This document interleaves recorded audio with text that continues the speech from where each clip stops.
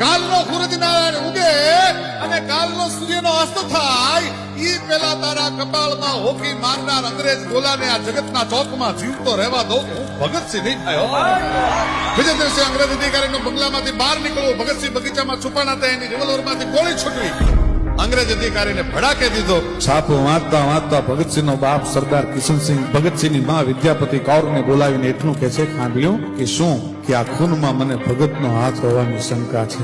અને રોટલા ઘડતી ઘડતી સરદાર ભગતસિંહની માં બોલી છે, સરદાર તને શંકા છે પણ મને પૂરેપૂરી ખાતરી છે કે મારું ધાવણ ધાવનાર ભગતસિંહ હોય, બીજો કોઈ નહીં.